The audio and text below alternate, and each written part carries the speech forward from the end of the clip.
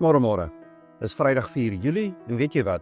Voordat jy by jou werkslysies uitkom of in die naweek injaag, wil ek jou net vra, hoe gaan dit met jou?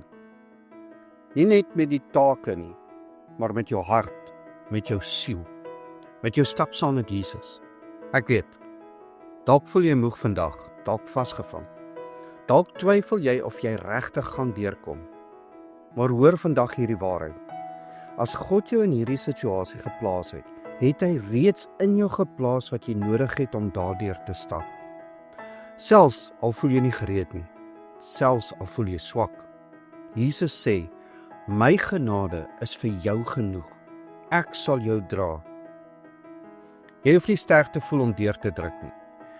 Jy hoef net te glo dat hy sterk is in jou. Jy hoef nie net te wag vir perfekte vrede om hom te vertrou nie. Jy kan nou al vertrou terwyl jy wag. Dis wat geloof is.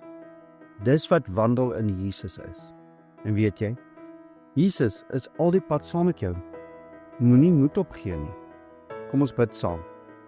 Here Jesus, ek voel dalk nie altyd gereed nie, maar U is altyd getrou. Ek gee vandag vir U my swakheid, my twyfel, my oneindige vrae. En ek vra, ek smeek, wees my krag. Ek vertrou U, nie net vir wat U kan doen nie, maar vir wie U is. In Jesus naam. Amen. En onthou, jy is dalk die Bybel wat iemand vandag moet ontmoet. En dalk is dit jou eerlike stryd wat iemand anders weer laat glo.